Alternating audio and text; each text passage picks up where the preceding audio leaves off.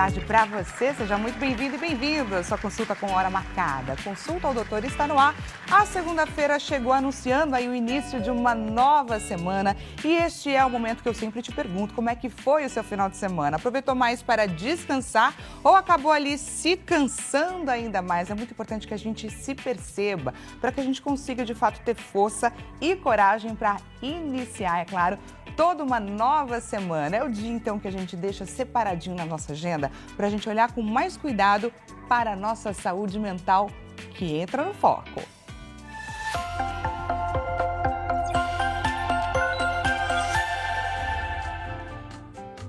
E hoje, pessoal, o nosso bate-papo é sobre as crianças neurodivergentes. Pois é, e a importância da gente mudar o nosso olhar, ampliar o nosso olhar, afinal de contas, são crianças que percebem, sentem e interagem com o mundo de forma diferenciada. E para muito além de um simples diagnóstico, a gente vai falar aqui sobre a importância da gente também perceber estas crianças e saber de que forma que a gente consegue ajudá-las a que elas consigam, de fato, interagir com a gente, se socializar, se desenvolver, porque é sobre tudo isso. Afinal de contas, é muito além de uma simples correção. Essas crianças não precisam ser corrigidas, e sim contempladas. Essas crianças precisam de respeito, precisam de um cuidado melhor nosso, que muitas vezes a gente exclui ao invés de incluir. E é sobre tudo isso o nosso bate-papo. Quais são os grandes desafios que essas crianças enfrentam para socializar, para interagir, para aprender dentro de uma escola? E quais são as oportunidades que elas têm dentro de uma faculdade, por exemplo?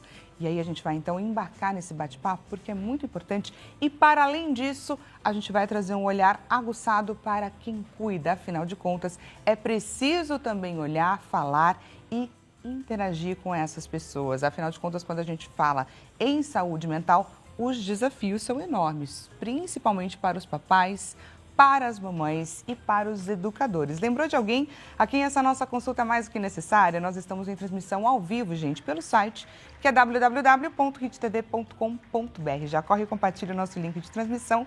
Queremos chegar com a nossa informação de qualidade para quem precisa. E para isso, para compartilhar o nosso link de transmissão, você consegue fazer isso também através do nosso aplicativo. Já baixou o nosso aplicativo? Não perca a oportunidade de ter a Hit TV na palma da sua mão. Perdeu ali um show da fé, um nosso programa, um Vejam Só.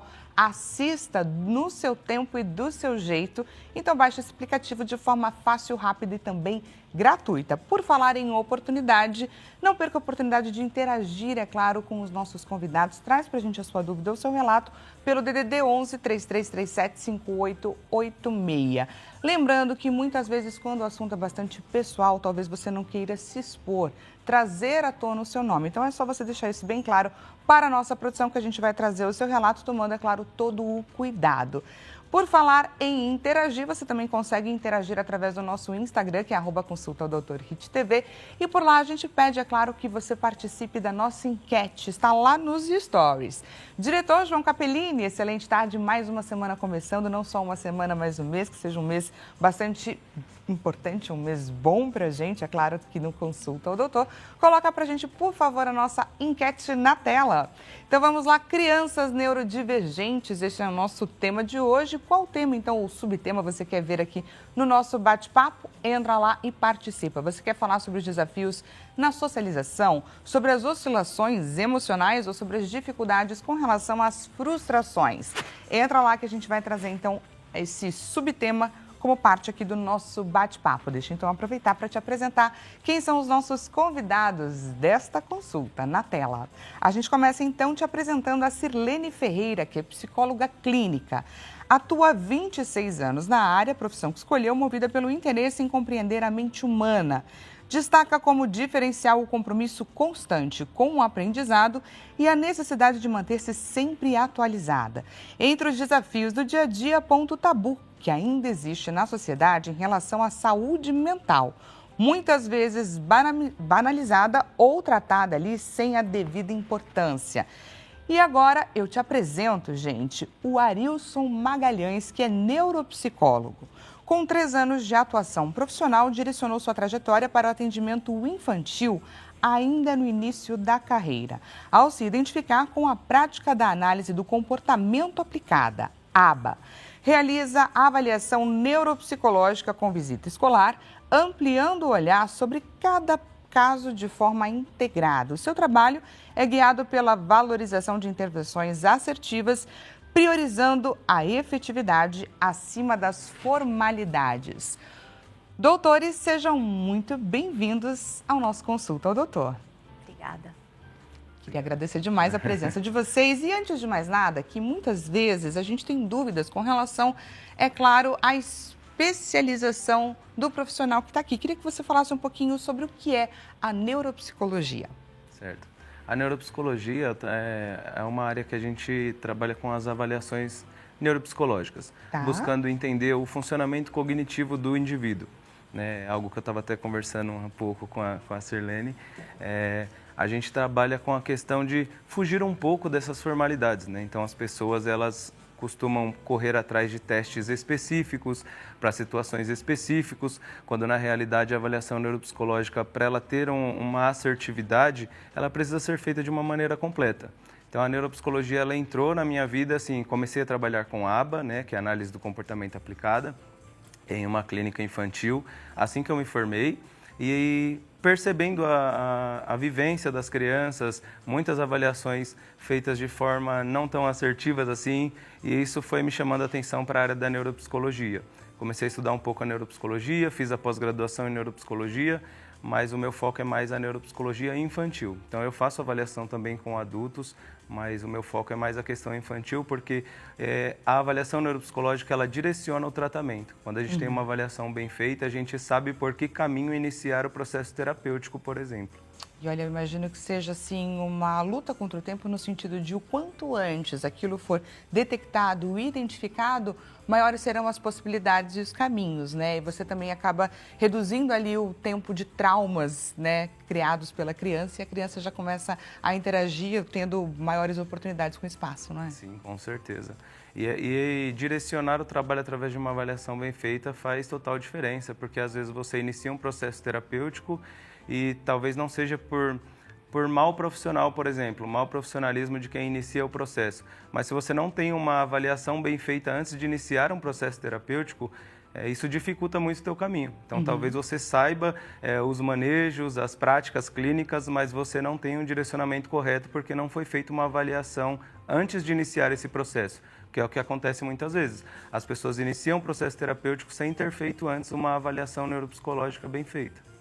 Olha só que bacana, é importante, né, a gente conhecer um pouquinho mais sobre cada especialidade que passa por aqui no Consulta ao Doutor. E, Sirlene, imagino que você viva bastante, né, no seu dia a dia, essa questão, por exemplo, dos papais e das mamães, dessa angústia, né, de identificarem na criança algum comportamento que precisa de um olhar mais aguçado, mas até se chegar ao ponto de ir, de fato, bater na porta de um médico, de um psicólogo, um neuropsicólogo, tem um tempo ali que é perdido, não é? Infelizmente, né? Existe a primeira fase, que é a fase da negação, né? Será mesmo, né? A gente tem, como o repórter disse, muitas fake news, né? Então, existem crendices populares de que cada criança tem seu tempo, não fala ainda, mas é porque é preguiçoso, não anda ainda. Essas crendices e esses tabus, eles implicam muito, né, no desenvolvimento da criança, porque o quanto antes, né, o mais precoce, a partir do 14º mês de vida, uma criança já pode começar a receber intervenção. E é importante a gente ressaltar, do jeitinho que o colega disse, né, que sempre bem realizada por profissionais qualificados, tem muita gente se aventurando, né? Tem muita gente entendendo uma comercialização da área da saúde. Sim, é um trabalho, mas assim, a seriedade, né? O compromisso de estudar, o compromisso de se debruçar sobre a ciência, porque a gente lida com vidas, né? E é bom trazer isso para vocês, porque Hoje, a ciência é maravilhosa, sobretudo na área da reabilitação, né? Na área da neurociência. A gente consegue melhorar muito a vida de uma criança autista. E pensa que essa criança não vive sozinha. Melhorando a vida de um filho, você melhora a vida de todos que estão, né, no seu entorno, melhora a vida da mãe, do pai, dos responsáveis, daquele que cuida dessa criança, né? Então, tem muita coisa a ser feita e muita coisa bacana, e séria.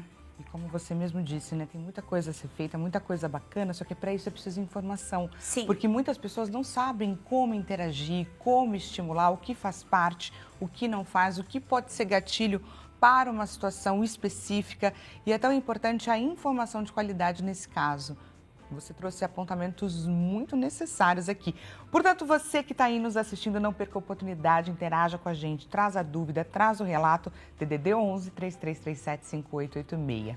Vamos começar então do início, né? O que é, de fato, uma criança neurodivergente na prática? Certo. A criança neurodivergente é a que tem o funcionamento do cérebro de uma forma diferente de uma criança típica.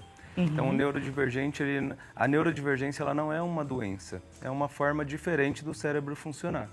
Então, a gente precisa, compreendendo todo esse conceito, fica um pouco mais fácil. Agora, é simples de dizer, mas é difícil de vivenciar tudo isso. Então, a Sirlene vai saber até falar melhor do que eu sobre isso, mas, assim, quando a gente olha para a sociedade que a gente vive, é muito complicada, porque é algo que falando parece muito simples, mas a nossa sociedade ela entende as coisas de uma maneira, como bem trouxe até a descrição ali da formação da Sirlene, né, falando sobre a banalização da saúde mental. Então é muito comum você, hoje em dia, qualquer pessoa, por exemplo, foi citado aqui a questão do TDAH, do TEA, hoje em dia é completamente comum, né, entre as pessoas, de forma errônea, você esquecer alguma coisa, a pessoa falar, meu TDAH, não sei o quê. Ou então, qualquer comportamento que você tenha diferente, a pessoa falar, parece autista, coisas assim. Então, fica mais difícil de se conscientizar, porque as pessoas têm essa dificuldade, sabe, de levar tudo para um lado de brincadeira, de, no meu tempo não tinha isso, e essas questões complicam bastante. Então, é tão simples entender que o cérebro funciona de uma maneira diferente, simples. Não é uma doença, né? É só um funcionamento diferente. E a gente pode se adaptar a isso e melhorar o funcionamento desse indivíduo com atitudes simples. Mas a sociedade ela tem enraizado uma questão que acaba complicando todo esse processo. Muito importante esses É apontamentos. importante isso, né? Porque virou predicado, né? Sim. Então, fulano deve ter TDAH, ciclano deve ser descálculo, né? As pessoas estão usando o que para nós é sério demais como predicado. E não é real, né? Esses transtornos são muito sérios, eles precisam de um olhar clínico, eles precisam ser tratados devidamente, né? Muito importante. Quando a gente fala, por exemplo, destes transtornos, a gente está falando de autismo, a gente está falando de TDAH, a gente está falando de dislexia. Vamos destrinchar para quem está ali nos assistindo e trazer um pouco dos desafios vividos, é claro, por quem convive com essa condição. Sim, e olha só, nem tudo é autismo. Né? Então, o autismo, ele tem as suas características, né? E pensa que a gente está falando de um transtorno do espectro autista. O que é o espectro? Um jeito bem simples. Imagina um guarda-chuva. Várias coisas cabem debaixo desse guarda-chuva. Então, por exemplo, o atraso de linguagem é um exemplo, tá? Cabe dentro desse guarda-chuva, mas nem toda criança que tem atraso de linguagem tem autismo. Existem crianças que só têm atraso de linguagem. E aí também, né, através dos testes, ele consegue detectar. Não, essa criança só tem um transtorno de atraso de linguagem, o restante ela não tem. Então, ela está fora do guarda-chuva. Então, é importante sempre de um olhar de quem tem o conhecimento, né? Tem alguns testes de internet, eu sempre digo, gente, não é aí. Por favor, isso tudo é uma grande aventura, isso tudo é uma grande brincadeira. Então, dentro dos transtornos que é mais comuns, né, os que são mais comuns em consultório, o TEA, né, o autismo, TDAH, dislexia, hiperlexia, TOD, atraso de linguagem, descalculia, esses são os mais comuns, né, que a gente mais vê em consultório. Mas mais ainda o TEA e o TDAH mesmo. Isso. Né? Uhum. E hoje em dia a gente tem aí também uma enxurrada de informações a respeito de TDAH, onde muitas pessoas se colocam exatamente nesse diagnóstico, nesse guarda-chuva, como você trouxe aqui pra gente, e o quanto isso também, essa banalização também dificulta, é claro, o trabalho sério de profissionais como vocês. Sim, essa questão do TDAH, né? Muitas pessoas procuram avaliação psicológica com essa questão de hipótese diagnóstica de TDAH, porque acaba lendo sintomas na internet, por exemplo. E é algo que eu sempre falo para as pessoas. Se você colocar, sei lá, no Google, sintomas de TDAH, você vai identificar algumas coisas que acontecem com você. Isso não significa que você tenha o transtorno. Porque, segundo o DSM-5, existem um conjunto de sintomas que precisam estar interligados e acontecerem na infância, em ambientes diferentes, para você conseguir fechar um diagnóstico. Então, não é porque você tem um sintoma que você esteja dentro do transtorno. E isso, às vezes, as pessoas têm a dificuldade de entender porque acabam procurando um caminho mais fácil, que como a colega falou, vai ver pela internet, faz um testezinho de internet ou só lê os sintomas na internet. Né? E eu até brincava com os colegas na época de graduação, que nas aulas de psicopatologia a professora começava a falar sintomas das coisas e um monte de colega ficava, eu tenho, né? E na verdade não tinha, porque a gente não junta os sintomas, não olha os critérios, a gente vai lendo ali sintomas de forma aleatória e vai tentando se encaixar dentro daquilo. Por isso o perigo, gente, dessas consultas que a gente faz na internet, principalmente agora com a inteligência artificial, tem muita gente, inclusive, utilizando isso como guia e orientação psicológica, né? Eu estou vivendo uma situação difícil e vai lá e joga no Google e interage com a ferramenta, acreditando que esse daí é um caminho possível. E não tem nada a ver com isso, né, gente? É muito importante a gente trazer, inclusive, esse alerta. Sim, inclusive já tem, né, tem profissionais que só iniciam um processo terapêutico após ele próprio fazer a avaliação. É algo assim que talvez seja difícil para a população compreender, porque a avaliação neuropsicológica não é um processo tão barato, por exemplo. Então, às vezes, a pessoa até pode julgar mal o profissional por isso, sabe? Quer fazer avaliação porque é mais caro e tal. Mas é um profissionalismo. Eu iniciar um processo terapêutico com uma avaliação que eu mesmo fiz, direciono o meu trabalho para uma assertividade muito maior. E você sabe quais são os caminhos que Exato. você está optando ali para chegar num diagnóstico. Sim, e mesmo que a pessoa talvez chegue com uma outra avaliação, pode ser que tenha sido uma avaliação muito bem feita, mas também pode ser que não. Né? Então, como a colega disse, existem muitas pessoas se aventurando na neuropsicologia e às vezes você recebe avaliações que não são tão bem feitas e elas não direcionam o seu tratamento. E aí é necessário talvez refazer essa avaliação. E agora, gente, abrimos um parênteses no nosso bate-papo para receber você que está aí nos assistindo. Vamos para a sua interação. Quem é a primeira participante dessa nossa consulta hoje? Gilberto Almeida, mais uma vez, seja bem-vindo aqui no Consulta. Gilberto é um telespectador aqui do Consulta ao Doutor, está sempre interagindo com a gente. Excelente tarde para você também. Gostaria de saber qual é o papel da escola no suporte a crianças neurodivergentes e como que os pais podem trabalhar em parceria com os professores. Que pergunta necessária, Gilberto. Nossa. A Sirlene estava aqui, enquanto eu li, ela já ia reagindo. É a nossa grande angústia. Tá. Essa é a nossa grande angústia, né? Se a gente for falar de inclusão, eu tenho até um ponto de vista, não existe, né? Era para acontecer. Existe. Tá. Existe, é uma demanda, as escolas não estão preparadas para isso. Incluir não é deixar o filho na escola. Incluir é seu filho ir para a escola e participar, né, das atividades, estar incluso na aula de educação física, independente se ele usa cadeira de rodas ou não. Incluir não é apenas deixar a criança na escola. Então, a gente tem aí uma professora com uma sala com 35 alunos, 5 alunos autistas. Né? Então, isso não é benefício para ele, não é benefício para aqueles alunos que não são autistas, né? Porque também a tarefa não anda, né?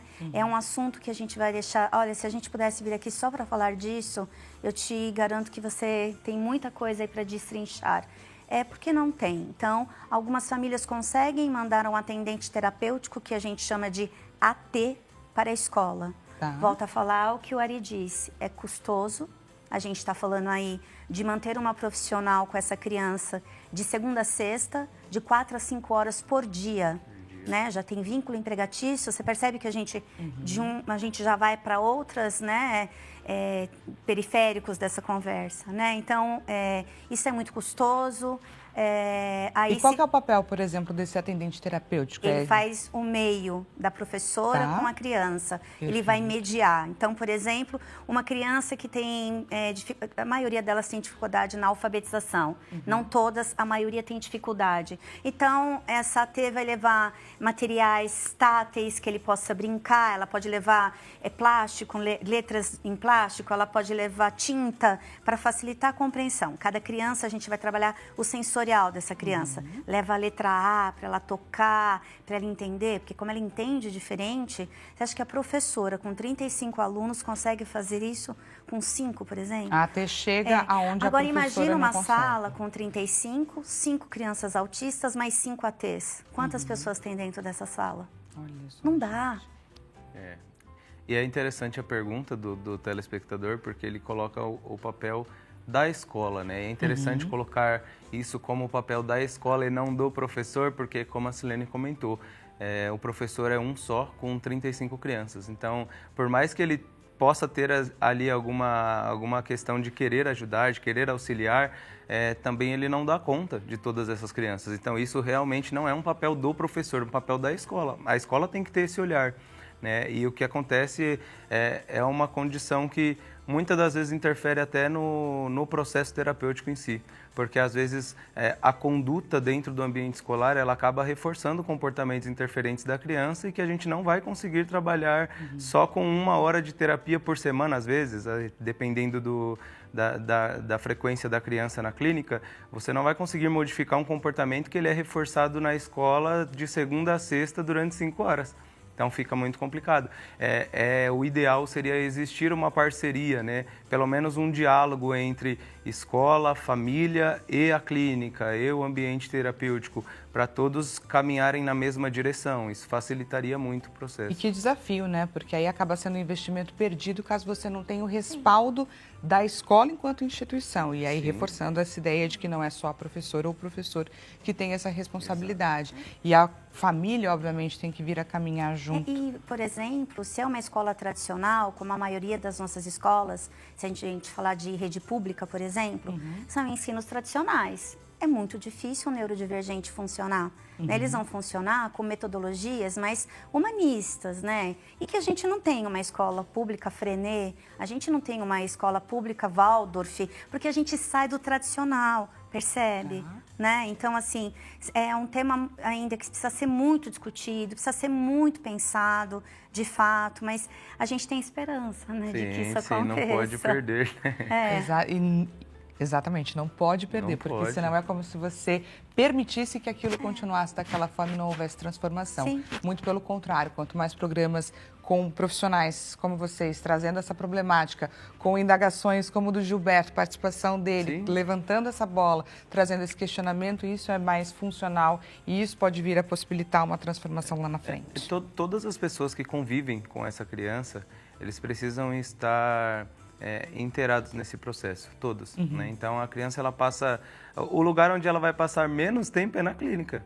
Né? Na clínica, ela vai passar ali 1, 2 horas no dia, mas ela passa 5 horas na escola e as demais horas do dia em casa. Então, você pode levar ela no melhor profissional do mundo, na melhor clínica do mundo, se a família e a escola não estiverem juntas nesse processo, fica muito complicado. Então, todo mundo tem que caminhar na mesma direção. Como foi interessante ela comentar sobre, a colega comentar sobre o acompanhante terapêutico, né? Sobre o material adaptado. Então, o material adaptado ele tem que ser adaptado exclusivamente para aquela criança. Então, para aquela criança, não é eu não para vou adaptar um material para a criança autista, porque cada uma funciona de uma maneira diferente. Então, isso tudo acaba dando trabalho e as pessoas não querem ter esse trabalho. Né? Essa é a nossa dificuldade. E as professoras estão sobrecarregadas, sim, né? Porque ela tem, um autista, ela tem um com ansiedade, porque a gente está falando de saúde mental. A saúde mental não se trata só do TEA, né? Ela tem um com ansiedade, ela tem, se estiver falando de adolescente, um adolescente depressivo. As professoras estão saturadas também, né? E é importante colocar que as professoras, elas não são terapeutas, né? Elas são professoras. Então, a escola tem que ter esse olhar de ter alguém para intermediar isso, porque senão acaba acontecendo de sobrecarregar as professoras. Elas não são terapeutas, né? Elas estão ali para trabalhar a questão pedagógica. Precisa ter alguém olhando para esse funcionamento, para esse auxílio necessário para essa criança. Perfeito. Gilberto, muito obrigada pela sua participação, enriqueceu Demais aqui o nosso bate-papo. Queria entender um pouco por onde que caminha a percepção dessas crianças emocionalmente, assim, quais são os grandes desafios vivenciados por elas? A socialização, né? Acho que a gente, assim, tem aí uma barreira muito grande que precisa ser, por isso, diagnosticado, né, precocemente. A dificuldade da comunicação, né? Elas têm uma dificuldade, comunicar também é interagir, né? Se a gente parar para pensar, tudo a gente está falando, são coisas muito semelhantes, né? Ela tem dificuldade para se posicionar, para se colocar como indivíduo, né? Porque ela tem uma sensibilidade diferente das outras crianças, ela tem essa percepção sensorial que muitas vezes machuca, que tem dor, né? Um barulho incomoda, uma luz mais forte pode causar dor nessa criança. Então, a gente está falando de um universo muito complexo, né? Isso daí a gente pode chamar de hipersensibilidade sensorial? Sim, a questão da luz, né, do barulho, dos cheiros. Sim. Mas é bem interessante colocar tudo isso, porque entender um comportamento da criança, ele vai muito além de uma análise breve, né? Sim. Você tem que ter um comprometimento muito grande, né? E a gente costuma dizer dentro da análise do comportamento que se você não entender a função do comportamento, você dificilmente vai conseguir modificá-lo, né? Porque às vezes você está tentando de uma maneira e o comportamento está sendo emitido por uma outra coisa e a gente não entende, né? Então, existem várias formas de uma criança emitir um comportamento. Várias coisas fazem uma criança emitir um comportamento. Pode ser uma disfunção sensorial, pode ser esquiva e fuga de uma atividade, pode ser porque ela quer um tangível, pode ser por questão atencional. E tudo isso vai interferir na consequência. Porque se a gente acha que é atencional e for um tangível, por exemplo, você vai trabalhar a questão atencional, mas não vai modificar comportamento algum, porque essa não era a função do comportamento. E como que você chega nessa compreensão? Por onde que caminha? Geralmente a gente vai fazer como que a gente faz uma análise funcional? A gente sempre vai olhar o antecedente do comportamento, qual foi o comportamento e a consequência. Tá. A partir do antecedente, comportamento e consequência, a gente consegue minimamente entender a função desse comportamento. Então, por exemplo, se a criança emite um comportamento por questão atencional, ela recebeu atenção, aquele comportamento ele vai parar, porque ela recebeu o que ela queria. Então, você consegue dimensionar que foi por uma questão atencional. Se é por um tangível, por exemplo, a criança quer o celular ou quer comprar alguma coisa na rua, você comprou e ela parou com aquele comportamento, você já sabe que o comportamento foi por conta do tangível, porque você comprou e ela parou. Então, a gente vai sempre olhar o antecedente, o comportamento e a consequência. E, por exemplo, às vezes a criança grita, né? E a mãe, para poder... Então, a mãe toca, fala, espera.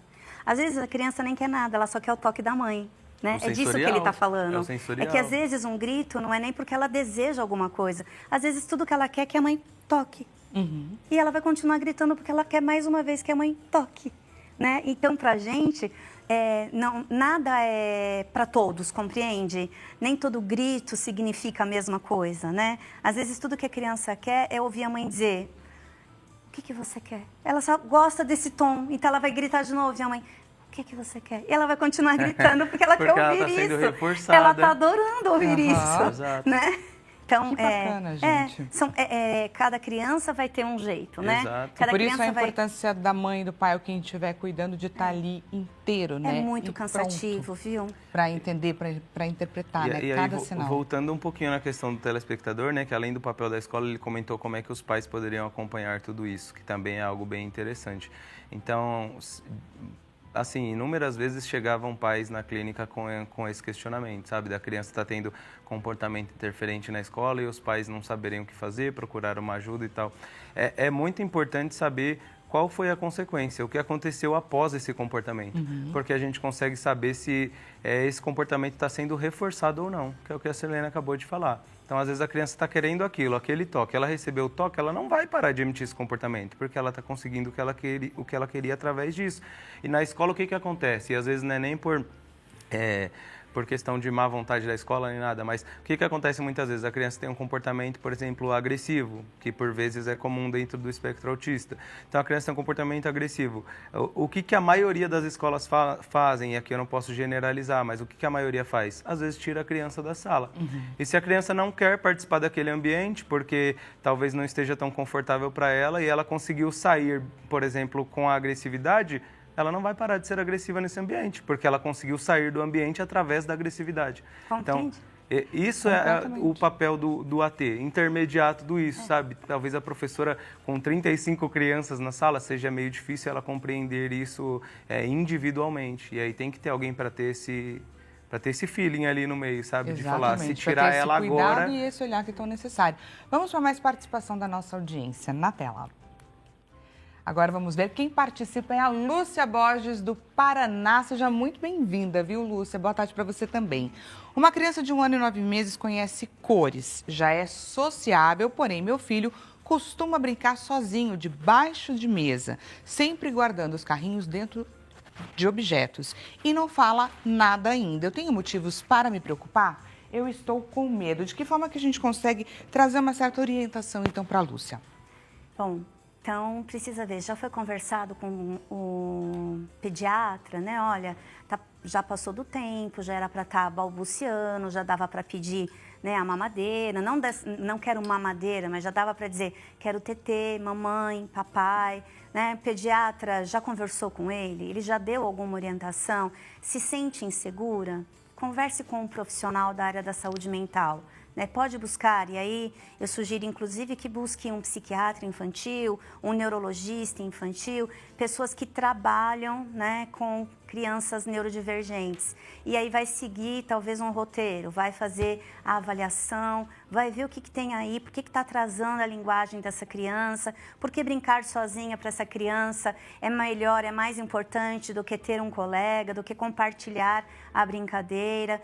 É preciso entender. A gente não pode denominar, olha, quem faz isso tem isso, porque isso não existe. Não é tão simples, né? Não é tão objetivo. É preciso compreender a criança e compreender também sobre o ambiente onde essa criança fica. Tem outras crianças para brincar com ela? Porque às vezes ela brinca sozinha, porque ela é a única criança do lugar, né? Ela se sente segura em outros cômodos da casa, ou ela brinca na cozinha porque é o lugar onde a mãe fica mais tempo.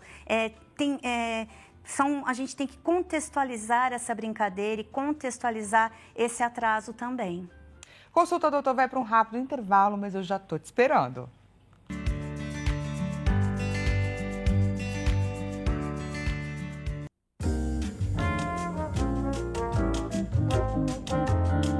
Consulta, doutor, está de volta. Seja mais uma vez bem-vindo e bem-vindo. Para você que chegou agora neste exato momento, segunda-feira é o dia que a gente deixa reservado na nossa agenda para falar sobre a nossa saúde mental, colocar a nossa saúde mental no foco.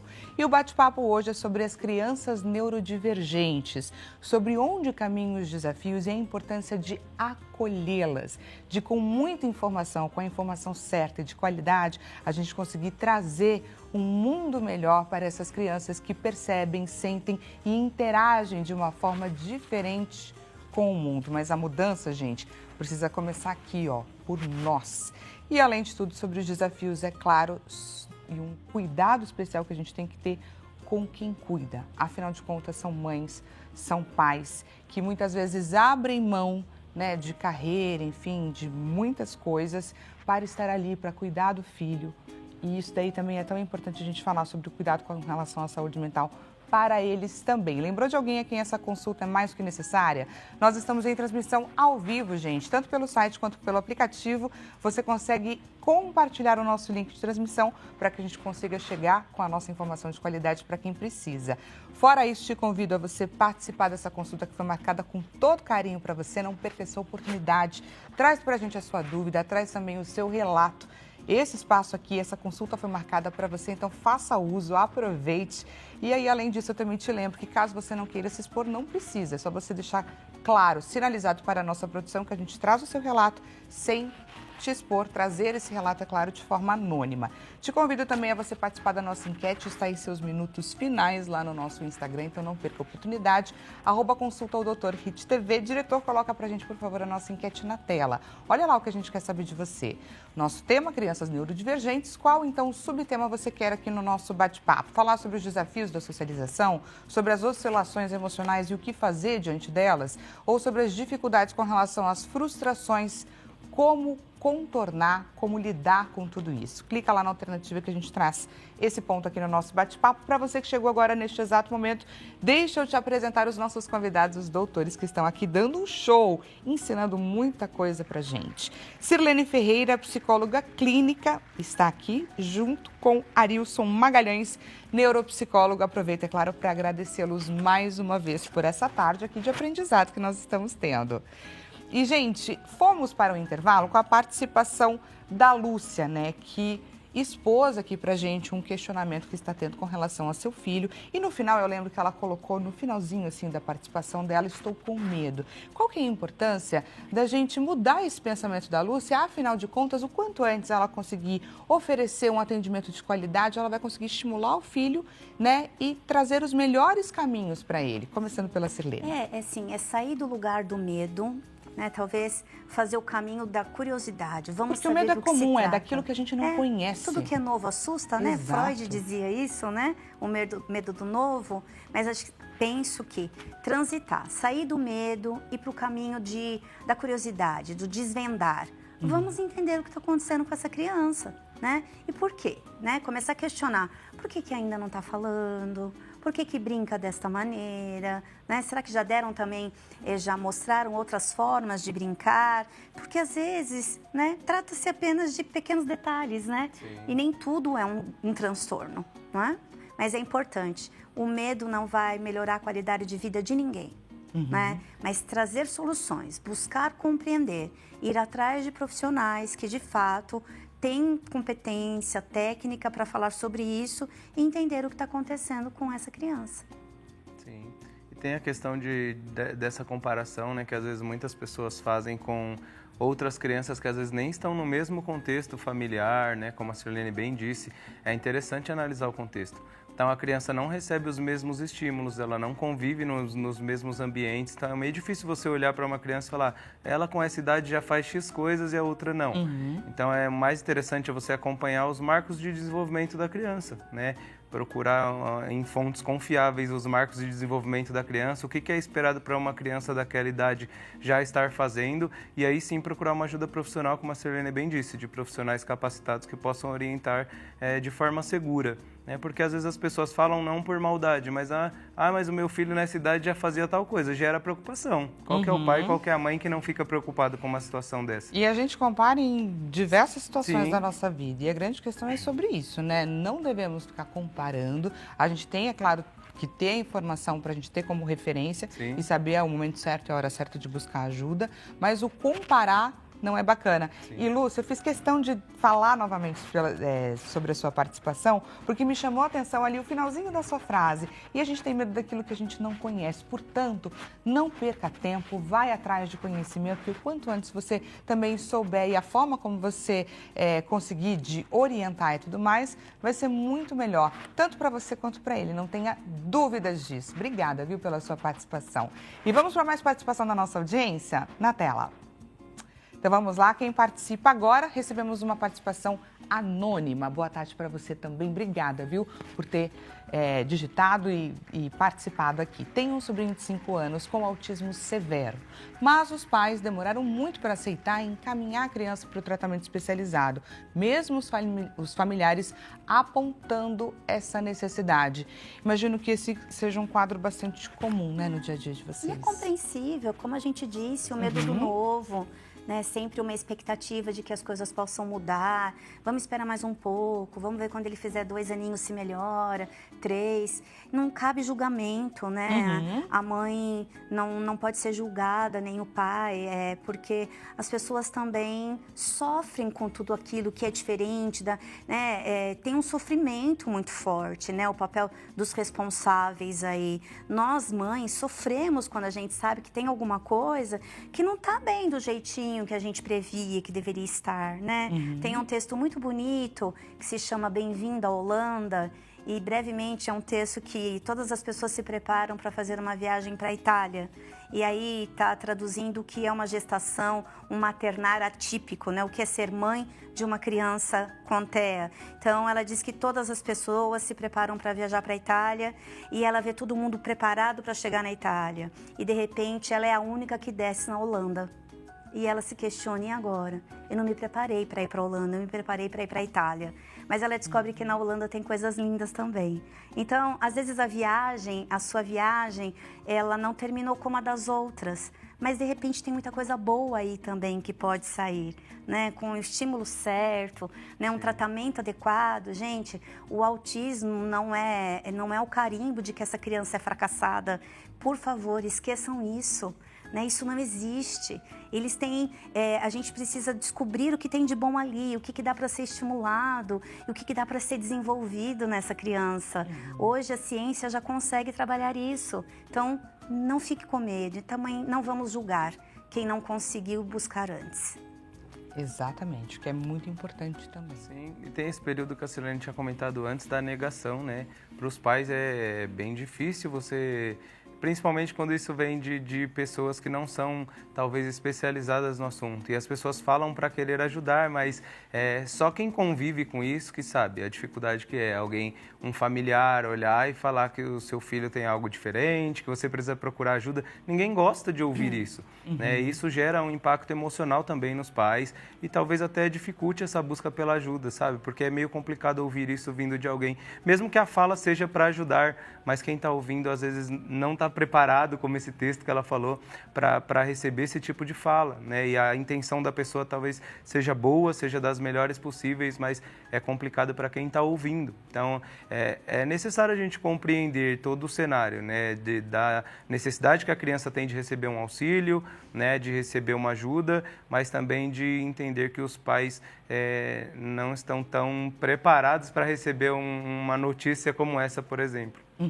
E é preciso, existem caminhos para isso também, para se fortalecer, né? Buscar uma ajuda, uma orientação, porque enquanto cuidador, os desafios são enormes e o cuidado com relação à saúde mental precisa ser, né, ter um olhar mais aguçado, mais especializado também. Obrigada, viu, pela sua participação e vamos então para mais participação da nossa audiência na tela. Quem participa agora, Irene de Campinas, aqui no interior de São Paulo. Seja muito bem-vinda, Irene. Boa tarde para vocês também. Estou assistindo o programa e tenho um filho de 7 anos diagnosticado com TEA nível 1 de suporte. Ele ainda tem bastante dificuldade no uso do banheiro e na rede pública não temos acesso a terapeuta ocupacional ou uma rede de apoio para isso. O que eu posso fazer para ajudá-lo, então, nesse processo? Bom, em algumas universidades, com curso de terapia ocupacional, elas acabam oferecendo esse serviço gratuito, né? Você pode encontrar isso nas universidades, faz uma pesquisa para saber onde tem. Existem também algumas instituições que fazem atendimento de pessoas com dificuldade para pagar esse tipo de tratamento, que é importante a gente ressaltar. É realmente muito custoso, não é um tratamento fácil de ser mantido, né? Pode entrar em contato, se for aqui de São Paulo, pode entrar em contato comigo, se eu puder ajudar, eu vou ajudar também. E vamos juntos então conferir o resultado da nossa enquete. Resultado na tela. Então a gente perguntou qual o subtema que você queria ver aqui, a gente debatendo no nosso bate-papo. A alternativa mais votada sobre os desafios, então, da socialização. 57% dos votos. Vamos falar um pouquinho sobre isso. Por onde caminham, então, esses desafios? Acho que o principal deles está na fala, na comunicação. É difícil interagir quando você não tem uma linguagem própria, né? eu brinco, eu digo que um jeito de nós, né, que falamos, temos uma língua materna, muitas crianças autistas não têm um idioma materno ainda, né? Então, entenda, imagina você sentada lá no dentista, ele mexendo na sua boca, você sabe o que quer responder para ele e não pode responder. E ele fica te perguntando um monte de coisa. Em algum momento você vai perder a paciência com isso que você quer expressar, né? Então, a dificuldade na socialização também está nessa dificuldade de se expressar, de poder dizer o que gosta, o que não gosta, se quer ou não quer. É difícil, né? Porque esse olhar que o toque do outro pode te machucar, só tocar. Às vezes um toque assim pode ser doloroso para a criança, né? Então, eu vejo que muitas famílias vêm preparando seus filhos típicos também para conviver com crianças atípicas. E são louváveis, né? Eu vejo que o futuro vai ser maravilhoso, porque tem muita gente que já percebeu que é importante ter essa mudança também. Sim. E por onde caminha a instrução das pessoas típicas nesse cuidado? Assim, o que é importante a gente levar em consideração? Eu acho que para além também da verbalização, né, dessa comunicação verbal, os ambientes que são sociáveis para essa criança terem uma devida adaptação, né? Então, para que a criança consiga socializar, mesmo que ela talvez não verbalize, não seja verbal, mas se o ambiente se adeque à sua condição, fica mais fácil dela conseguir permanecer ali, das pessoas conseguirem interagirem com ela e ela com as pessoas. Então, acho que uma coisa vai ligando na outra, sabe? Coisas simples, como a questão que nós falamos da hipersensibilidade. Então, um ambiente de muita luz, se você consegue reduzir a luz. Um ambiente de muito som, se você consegue reduzir o som. Quanto mais tempo essa criança conseguir permanecer de maneira confortável em um ambiente social, mais possibilidades ela tem de socializar também, para além da verbalização, né? E aí entra também a questão que nós ficamos também de falar do cuidado dos cuidadores, né? Então, os cuidadores estando bem emocionalmente para conseguir estimular essa criança da melhor maneira, porque não é fácil, né? Então, às vezes é muita cobrança, você tem que fazer isso, você tem que fazer aquilo, e ninguém consegue perceber a correria que é o dia a dia de uma mãe atípica. A expectativa, a responsabilidade. Exato. Tudo isso interfere na questão da socialização também, dos ambientes. Tem gente que evita ambientes sociais por causa já dos comportamentos que talvez a criança tenha naquele determinado ambiente. E aí isso leva a gente, obviamente, ao isolamento. Exato. Olha, pessoal, o bate-papo hoje tá riquíssimo, mas infelizmente o nosso tempo é muito curto. Eu deixo aqui o meu convite para que vocês retornem numa nova oportunidade para que a gente consiga debater ainda outras questões tão necessárias quanto essas que a gente trouxe aqui. Gostaria demais de agradecer a presença de vocês. Muito obrigada, foi muito importante para a gente. E eu deixo, é claro, os contatos da Sirlene Ferreira, psicóloga clínica, deixo o Instagram, Conecta Aba Oficial, o Instituto Sirlene Ferreira, e o Arilson Magalhães também, Psi Arilson Magalhães. Desejo a você um excelente restinho de tarde. A gente volta a se encontrar amanhã nesse mesmo horário, 16 horas. Até amanhã, pessoal. Obrigada.